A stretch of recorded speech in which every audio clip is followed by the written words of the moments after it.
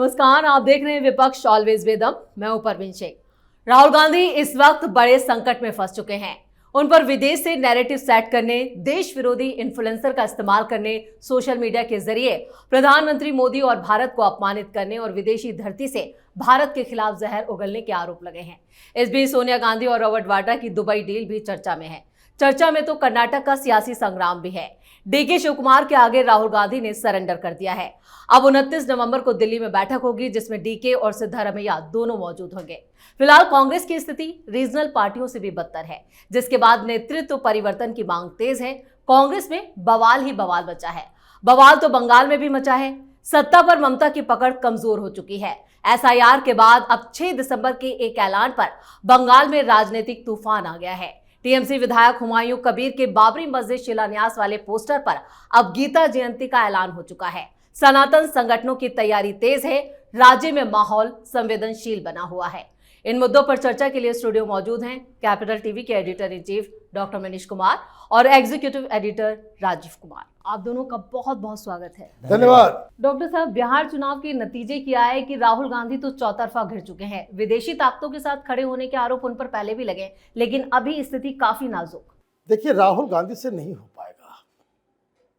राहुल गांधी की प्रायोरिटी, राहुल गांधी की स्ट्रेटजी, राहुल गांधी के अंदर भारतीय जनता पार्टी से मुकाबला करने की जो मन स्थिति है, वही मुझे लगता है कि वो जमीन दो हो चुकी है, सड़ चुकी है। अभी देखिए, कर्नाटक में सरकार गिरने वाली है, वहां विस्फोट होने वाला है। वो मीटिंग आपने 29 कर दी और कल दिन भर जो है आप बैच में बुला रहे हो। बिहार में क्यों आ रहे? अरे बिहार में इसलिए आ रहे, तुम्हारे पागलपन की वजह से आ रहे। जो मुद्दा नहीं है एसआईआर, उसको सिर पे उठा करके लेके चल रहे थे। कैपिटल टीवी अगर देख लिए होते 3 महीना पहले ही तुमको मालूम हो जाता यही रिजल्ट आने वाला है कि जो मुद्दा जनता से उसको कोई लेना देना नहीं है, आप उसको लेकर के पूरा नैरेटिव क्रिएट करोगे, वो तो चलेगा नहीं। अभी सारे लोग जो है कांग्रेसी पत्रकार, अब उनको अभी रियलाइज हो रहा है। तब राहुल गांधी की आरती उतार रहे थे। हम लोग शुरू से कह रहे हैं कि भाई ये जनता इससे प्रभावित नहीं है। जब 99.9% लोगों ने फॉर्म जमा कर दिया, इसका मतलब उनका वोट नहीं कटा। आप जो है लगे पड़े हुए हो। तो खैर, ये कहानी तो अपनी जगह पे गई। अब इस बार जो स्ट्रेटजी समझ में आ रही है वो ये कि भारतीय जनता पार्टी ने पहले ही अटैक कर दिया। पहले क्या होता था कि संसद सत्र शुरू होने वाला है तो विदेश से कोई जो है आ गया अटैक जी। इस बार बोला पहले से ही जो है बैट तैयार रखा, और वो जो आजकल अभिषेक शर्मा जो छक्के मारता है ना, पहले से ही तैयार रहता है। तुम कुछ भी बॉल फेंकोगे पर छक्का मारेंगे पहले बॉल को, तो वो पहले ही छक्का घुमा दिया गया। कोई नई बात नहीं है। कैपिटल टीवी के दर्शकों को हम लोग 4 साल 5 साल से लगातार इस बात को कहते आ रहे हैं कि दिस मैन इज डिसओरिएंटेड।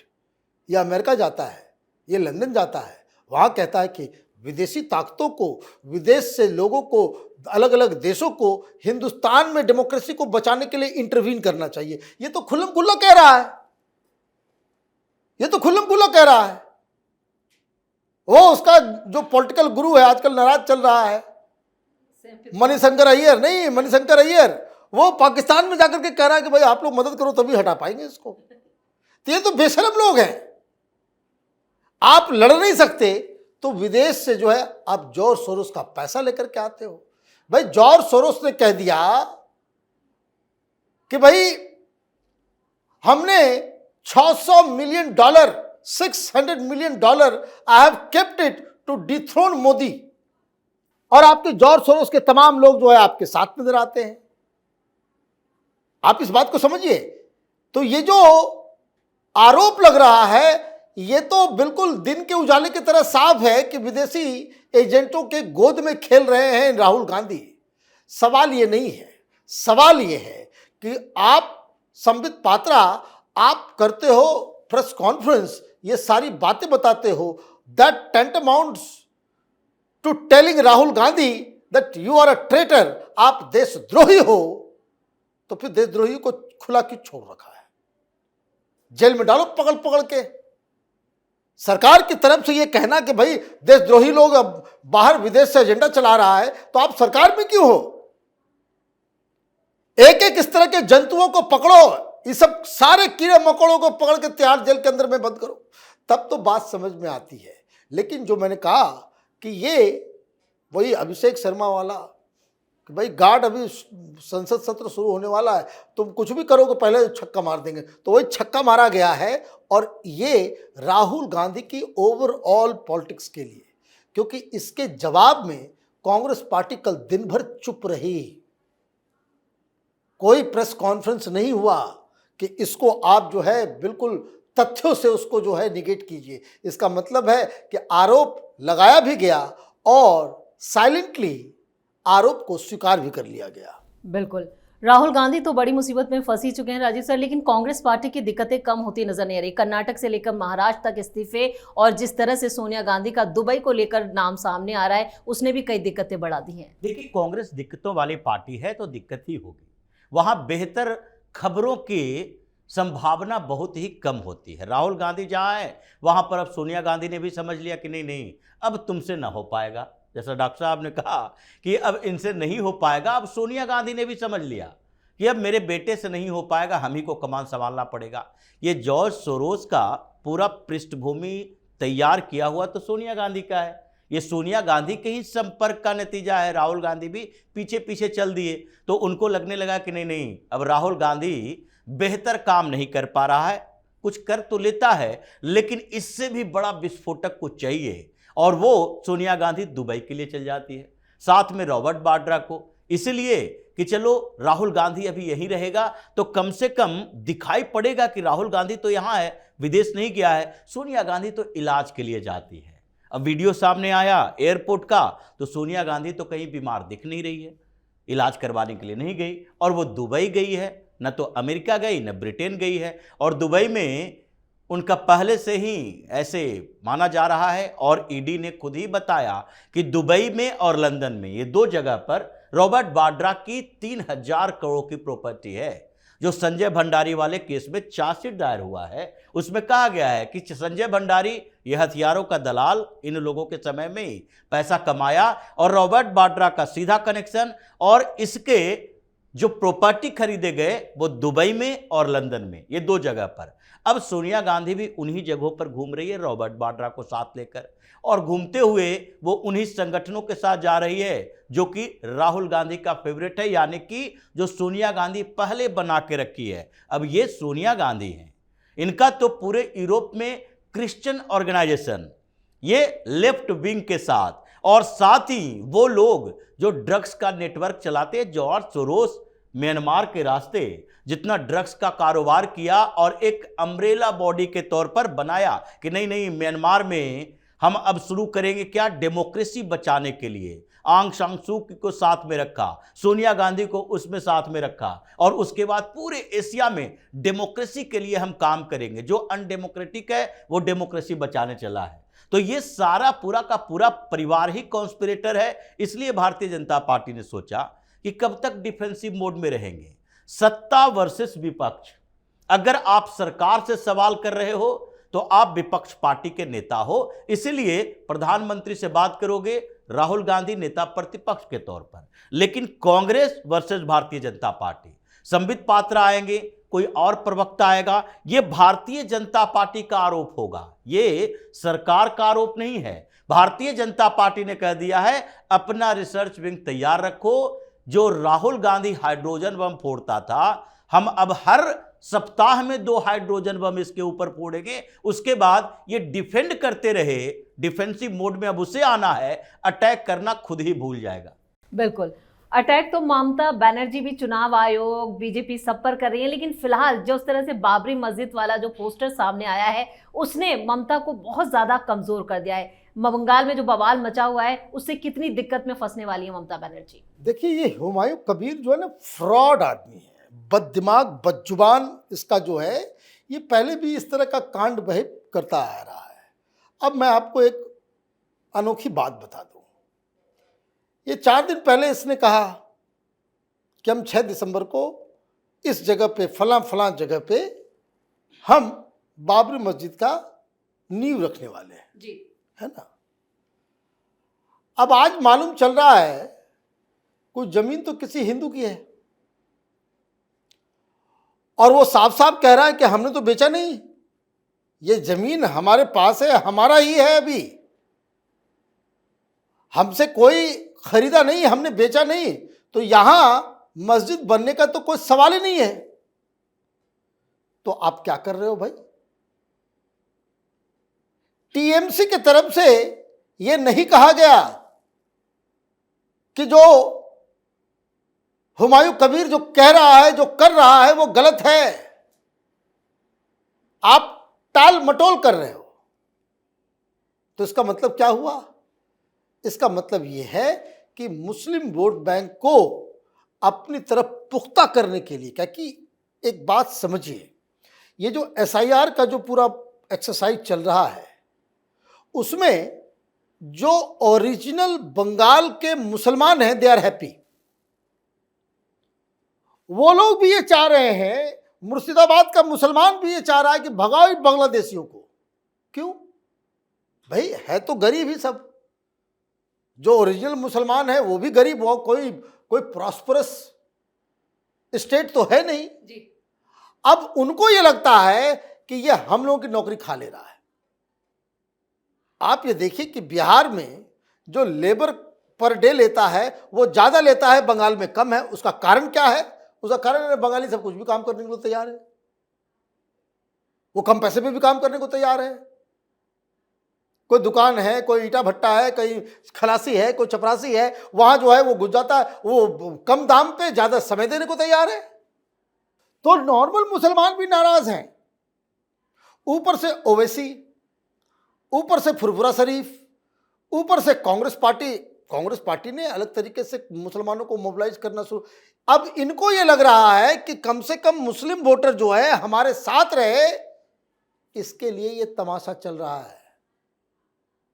ये खेल समझिए। ममता बनर्जी बहुत ही शातिर पॉलिटिशियन है, वो कहां क्या कांड करेगी और उधर वो चलेगी मथुआ कम्युनिटी के पास, हम तुमको बचाने के लिए आ गए। अरे मार मार के तो खत्म कर दिया तुमने मथुआ लोगों को, और अभी जो है घड़ियाली आंसू बहाने के लिए आप चली गई। तो ये जो सारा जो कार्यक्रम है, बाबरी मस्जिद बनाएंगे, बताओ बाबरी मस्जिद बनाओगे तुम बंगाल में, मुर्शिदाबाद में? भाई मुर्शिदाबाद गया भी था बाबर क्या लगता है तुम्हारा? तो उसके खानदान से हो। बाबर तो बिहार भी क्रॉस नहीं किया, बिहार के बॉर्डर तक ही रहा बाबर। उसका लास्ट जो है डेस्टिनेशन जो है वो बक्सर है, जो यूपी बिहार के बॉर्डर पे है, उधर तो गया ही नहीं कभी। और ये तमाशा कर रहे हो तुम लोग। तो आप बाबर करोगे तो हिंदू लोग पोलराइज हो रहा है। अब देखिए वहां पे गीता वाला चल रहा है, वो राम मंदिर भी बनेगा। अब कीजिए जो करना है। तो ये मुझे लग रहा है कि ममता बनर्जी को साफ साफ ये समझ में आ रहा है, क्योंकि वो राहुल गांधी नहीं है, she is a very grounded leader. उनको साफ साफ समझ में आ रहा है कि सत्ता उनके हाथ से जाने वाली, इस बार खतरा जो है वो बड़ा है, इसलिए वो तरह तरह के तिकड़म को जो है अपना रही है। बिल्कुल, समस्या बड़ी है लेकिन समाधान नहीं है। लेकिन राजीव सर, जिस तरह से ये पूरा जो विवाद सामने आया और एसआईआर के जरिए जिस तरह से घुसपैठिए भाग रहे हैं, उस बीच एक शुभेंदु अधिकारी का बयान सामने आया। उन्होंने साफ कहा है कि बंगाल में इस बार ममता बनर्जी अपनी सीट भी नहीं बचा पाएंगी। देखिए पिछली बार भी सीट नहीं बचा पाई। ममता बनर्जी पिछली बार भी नंदीग्राम से हार चुकी थी, भले ही उनकी पार्टी जीत गई। तो इस बार भी शुभेंदु अधिकारी यही चैलेंज कर रहे हैं कि अपनी सीट नहीं बचा पाएगी और भी सीटें नहीं बचा पाएगी। इस बार नैरेटिव चेंज हो रहा है और हुमायूं कबीर जैसे लोग और नैरेटिव को बदलने के उस पेस में योगदान दे रहे हैं। भारतीय जनता पार्टी के लिए अच्छी बात है। अभी से ही कुछ रिपोर्ट्स आने लगे और ये दाढ़ी टोपी वाले ये सामने आकर कहते हैं देखो देखो ममता बनर्जी नहीं हारेगी। वीडियो चलते हैं उसके, क्यों नहीं हारेगी? तो हम तो मुसलमान सब एकजुट हैं, हिंदू सब बटा हुआ है, वो 3 टुकड़ों में बटा हुआ है, कांग्रेस को भी देगा, कम्युनिस्ट को भी देगा, भाजपा को भी देगा, तो हिंदू तो बट जाएगा, हम एक साथ रहेंगे। तो ये सारे जो नैरेटिव चल रहे हैं उसी तरीके से है जैसे बिहार में चुनाव जैसे जैसे पेस पकड़ने लगा, धीरे धीरे जंगल राज ऐसी स्थिति में पहुंच गया कि तेजस्वी के रैली में जा रहे 10,000 5,000 लोग भी धीरे धीरे घटने लगे। और जिन रास्तों से तेजस्वी का काफिला गुजरा उसके आसपास के गांवों में सोचने लगा अब राजद को वोट मत दो, क्योंकि अभी ये इस टसन में है तो सरकार बनने के बाद तो हमको रहने नहीं देगा। वही स्थिति हो जाएगी। ममता बनर्जी इस बात को थोड़ा समझ रही हैं, जलाने की कोशिश कर रही हैं, इसलिए ये माटुआ कम्युनिटी के पास जाती हैं जो सीएए से सबसे बड़े लाभार्थी हो सकते हैं। सीएए के खिलाफ तुमने क्या किया? दिन भर गालियां देती रही, सीएए का विरोध किया और उनको उसका फायदा मिल रहा है, तो वो तुम्हारे साथ जाएंगे या भाजपा के साथ जाएंगे? अभी सबसे ज्यादा फायदा इन्हीं लोगों को मिला है सीएए से, और अभी स्थितियां वैसी बनी नहीं है। अभी तो चुनाव आयोग ने अंकुश लगाया है, अभी अमित शाह का दौरा बाकी है, अभी प्रधानमंत्री मोदी का दौरा बाकी है, और ये लोग जब रैलियां करने लगेंगे तो पूरे ये जो समीकरण ममता बनर्जी के है वो बदलना शुरू हो जाएगा। और इसलिए इनको लग रहा है कि किसी तरीके से यह अंतिम चुनाव मेरा है, इस बार के बाद अब सरकार बनाने लायक स्थिति में रहेंगे नहीं, तो जो भी हो हम कोई ऐतिहासिक काम कर लें, दंगा फसाद हंगामा करके किसी तरह से रोक दे, चुनाव को एक्सटेंड कर दे, जैसे सुप्रीम कोर्ट में गई थी, नहीं एसआईआर पर एक्सटेंड कर दीजिए, इसको आगे बढ़ा दीजिए, कम से कम डेट आगे बढ़ा दीजिए। जज ने क्या कहा? नहीं तुम्हारे लिए कोई रिलीफ नहीं है, तुम्हारा तो 9 दिसंबर को सुनवाई होगी। अब 9 दिसंबर को क्या है? Voter roll, draft voter roll आ जाएगा, उस दिन तुम्हारी सुनवाई होगी। केरल में तो